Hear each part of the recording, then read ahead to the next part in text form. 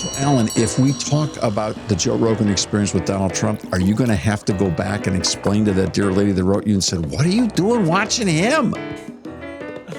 I might have to apologize. Welcome to 1850 Main Street. Come on in and pull up a chair. Today, Rob Walgate and Alan C. Duncan from the Public Square are joined by David Zanotti, the CEO of the American Policy Roundtable.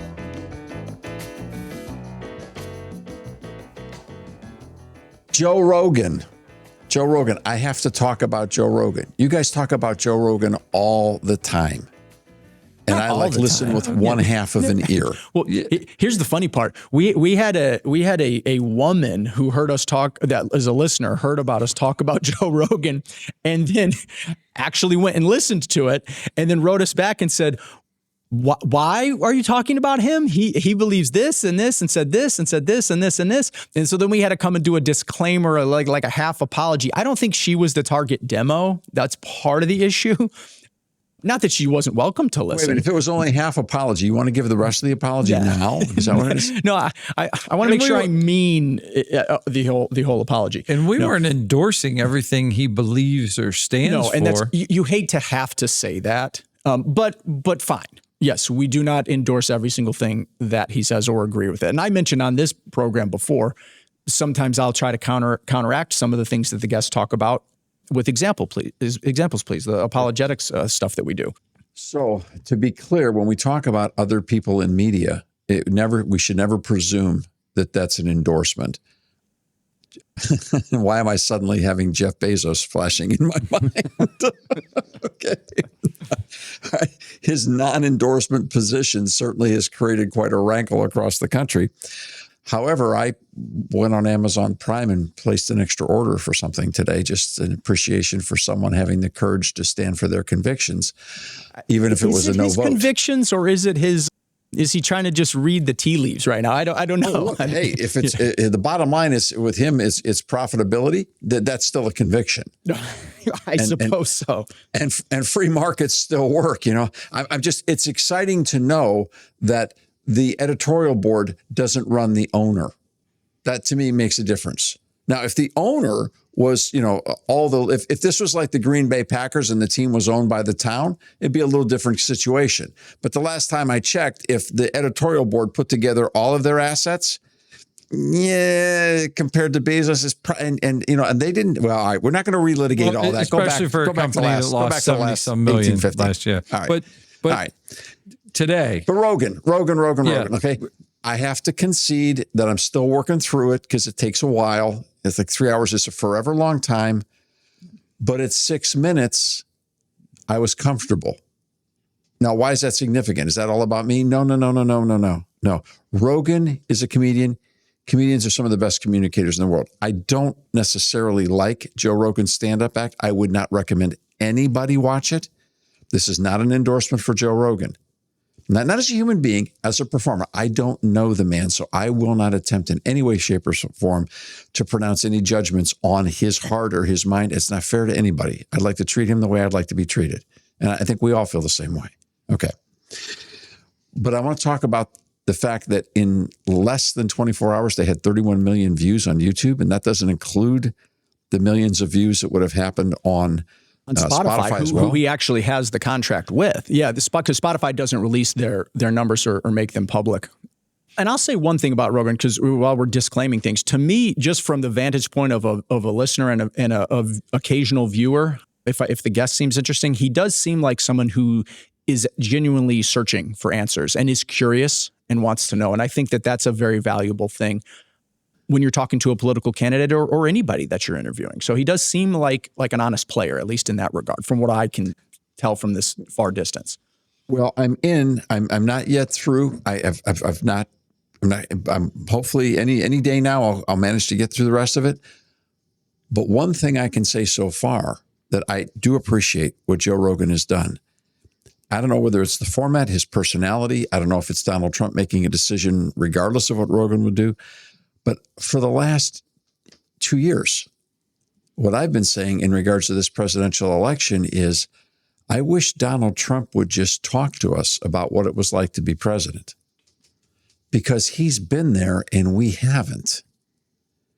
And experience is the greatest gift that any person brings to any form of job, or certainly a job interview or an application.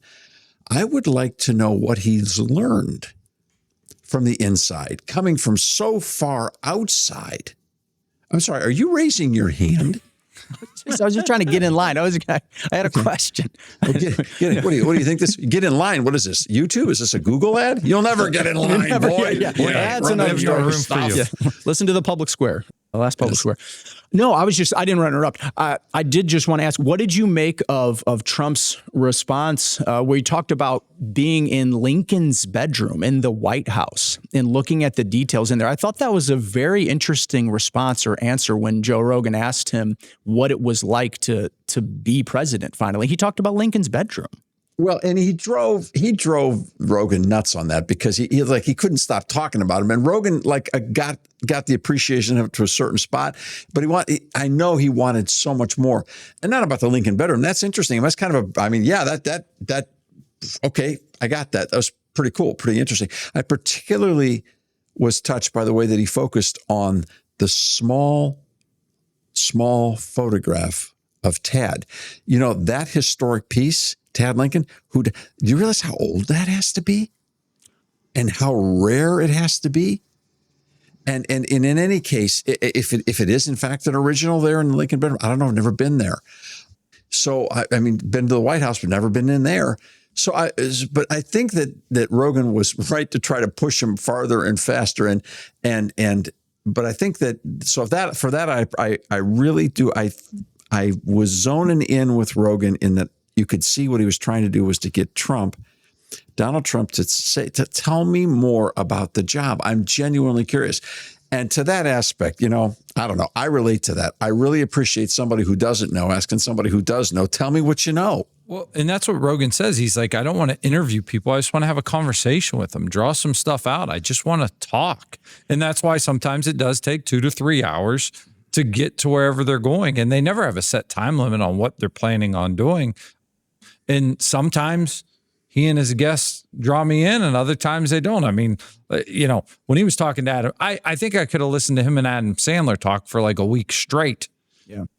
And tell stories. I memean, some people are just going to draw you in. Yeah, that is where I started to get interested in Rogan, where he talks to fellow comics, because I just enjoy I like to write. And so just to hear people talk about how they write, the process of it, I could nerd out on that all day as well. But the long form podcast is the antithesis of soundbite news. The antithesis of, I got to get to a commercial break, so hurry up and say your 30-second soundbite, which I appreciate. But you talk about him talking to people and just wanting to have conversations, not an interview. He extended the invite to Kamala Harris to also be on her own episode of the Joe Rogan Experience. But to date, at least of this recording, she has declined to be a part of that. Didn't her campaign mention that or her campaign, at least acknowledge it? I mean, I would think, and this is where I know we wanted to talk about, is campaign strategy. Campaign strategy running for president. Does she not want to talk to the people that are watching the Joe Rogan Experience? You would think she would. Here, I've got the quote here from her campaign. Do you need my glasses or are you good? I think I can see it. Yeah. All right. It says, Herrick spokesperson Ian Sams said that the campaign, quote, talked with Rogan and his team about the podcast. Unfortunately, it isn't going to work out right now because of the scheduling of this period of the campaign. And so you talk about campaign strategy. The Trump piece did 30 plus million just on YouTube alone. Did you have something else going on the campaign? 24 hours. Yeah. Did you have something that was going to garner you more eyeballs on something than that? It's just, that's a bizarre decline to me. I don't know. This thing is well over 50 million. And you ask yourself, so Bobby Kennedy, RFK Jr., made a comment months and months ago when he was running as an independent candidate. And he said it might be that this election is determined by podcasts. Now, he was talking at that stage in the game on how he was going to do an end run around the mainstream media, which was shutting him out. And he was hoping that formatted programs such as this one and the public square and others would be a way to get directly to the people from around those giant corporate silos. And it doesn't matter whether they're right or whether they're left. These are real corporate silos. And if you think that Fox News is an ideologically driven organization, let me tell you something. All right. Off the record, we've talked to people who worked for Fox News. You ought to see their contracts and what they're allowed to say and not allowed to say, and when they're allowed to speak and when they're not allowed to speak. And if you want Rupert Murdoch's money, you're going to do what Rupert Murdoch tells you to do within the constraints that he sets. And it's no different for ABC, NBC, CBS, right to CNN, right down the line. Doesn't matter whether it's Comcast Universal or ABC Disney or Fox. They set the rules, which is the antithesis of what's happening right now in podcasting. So maybe would it be ironic if RFK Jr. was right? It ended up not being him, but this particular podcast had a substantive influence. Now, it could go the other way. We don't know. There's been no polling done. We're not going to know. I mean, I don't think the exit, would it be crazy if one of the exit poll questions that came out is, did you watch the Rogan Experience? Yeah. And that's the thing with Rogan, though. Like, all these other entities will tend to have the gotcha questions, and he doesn't want to take you off that cliff. He just wants to chat, hang out. Like you said, DZ, he's an inquiring mind. He just wants to know. I mean, he wants people to answer his questions, and he'll keep at you until you do. Yeah, but it's not a gotcha styled question. And that's what he kept saying he kept saying to Kamala Harris's team. He was saying it on air. I just want to talk to her. I'm not trying to do gotcha questions. I'm not trying to, dunk on her or something. I just want to talk to her like a human being. And I think the American people would have enjoyed seeing that. I would watch that one too. Oh, I would. I would as well. 100% watch Kamala be interviewed by Rogan. Do you want to know who and what is going to be on your ballot this November? Check out ivoters.com and enter your address and zip code. No name, no phone number, and no email address required. Find out who all the candidates are, who's endorsing them, and who's funding them. We're not bound to any political parties, candidates, or campaigns at iVoters, and we won't tell you who to vote for. You're smart enough to figure that out for yourself. What we will do is give you all the facts and none of the fanfare. Did we mention it's free? Free minds, free speech, free agents. iVoters.com, a public service of the American Policy Roundtable.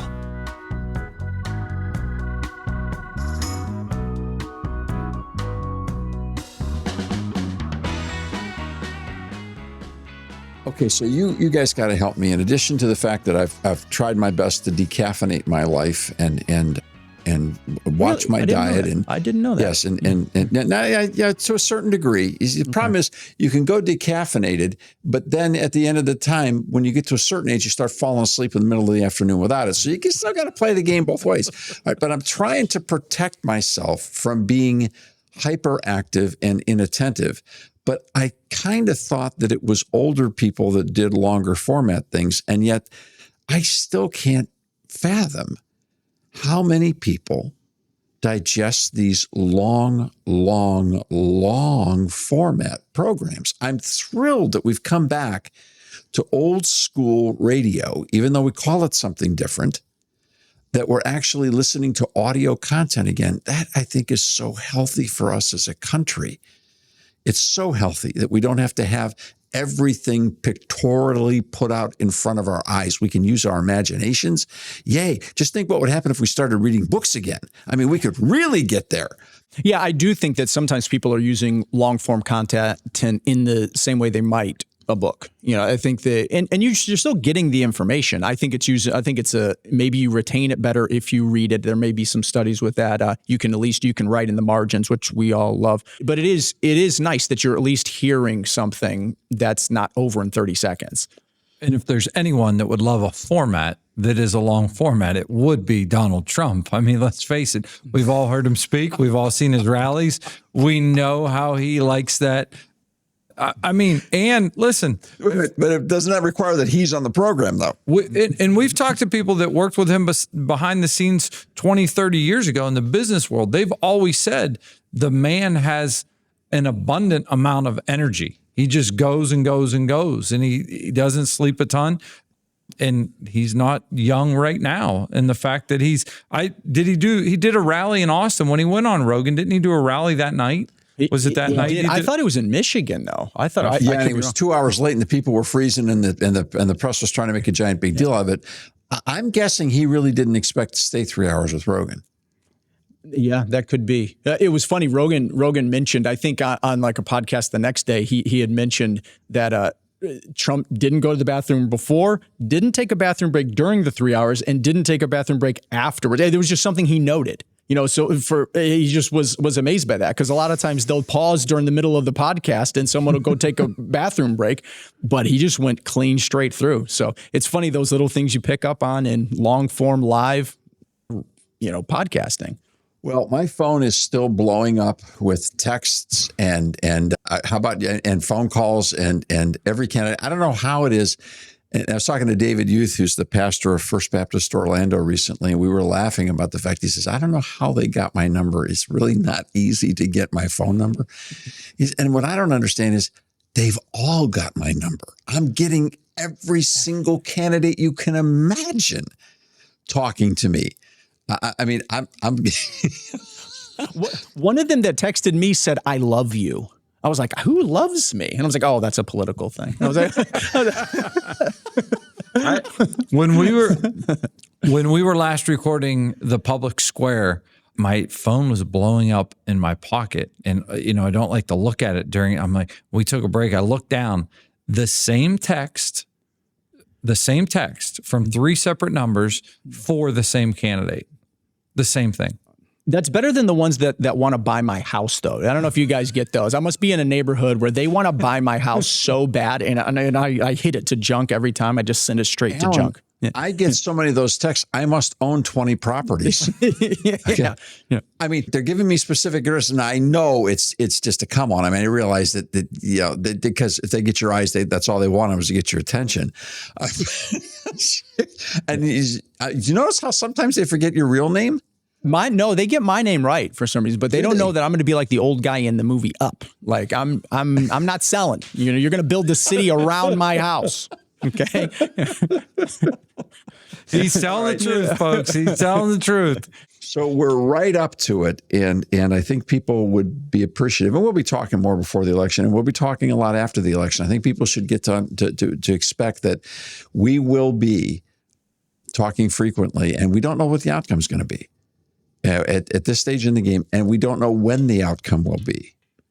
But one thing I can tell you with certainty is that we'll be here in the communication products that we utilize, which are audio products. And yeah, we do this video, and we're working on it. I don't know. Maybe one of these days I'll figure out how to do it. You guys get it better than me. But we're going to be around, and we're going to be talking about this. And I can already tell you one thing we want to make absolutely certain that everybody understands.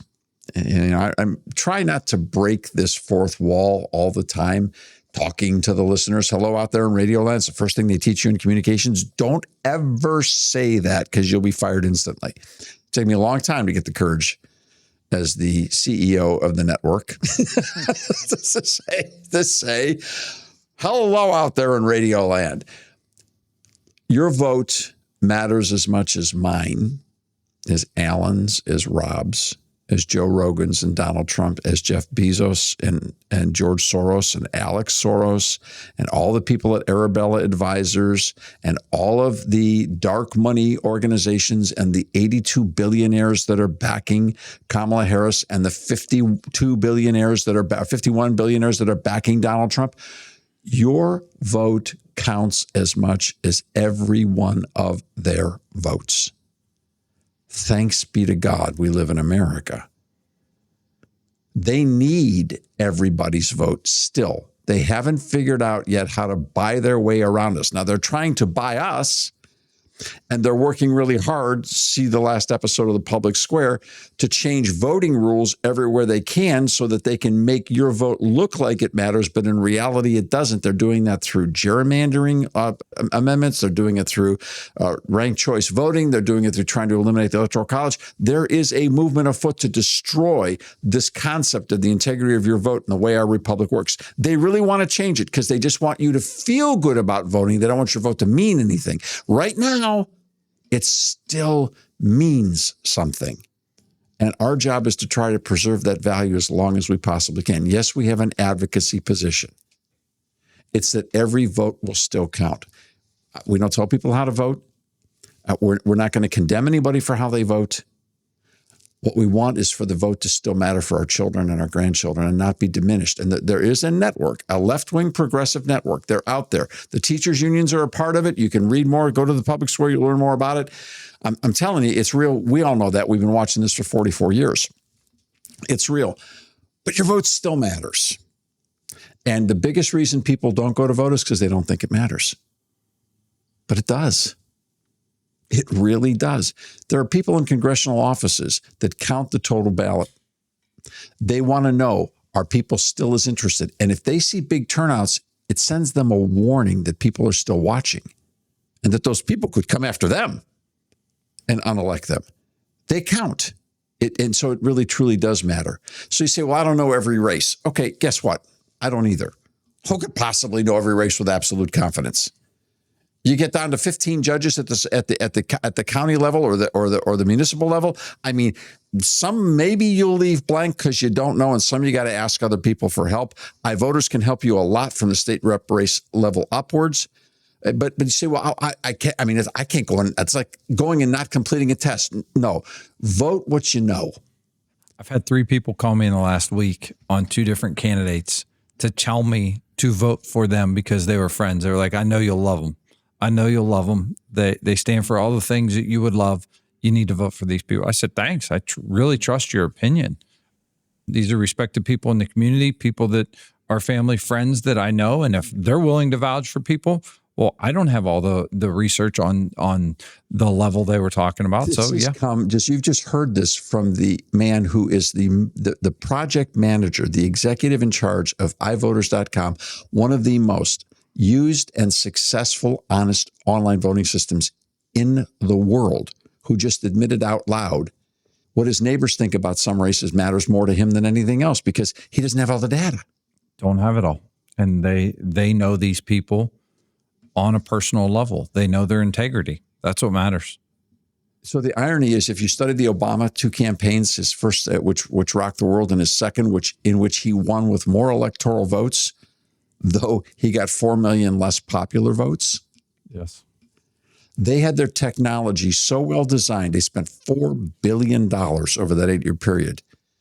And you know what their entire objective was? To do what I just said. What you just described.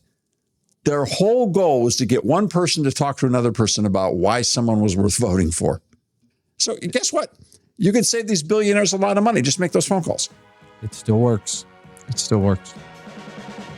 The conversations are just getting started. To get connected, check out 1850mainstreet.com.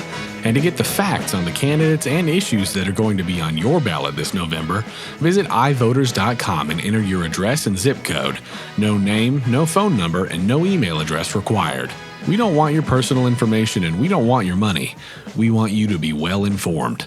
So please share this podcast and iVoters.com with a friend today so they too can vote with confidence and encourage others to do the same. Thanks for stopping by today. We'll see you next time here at 1850 Main Street.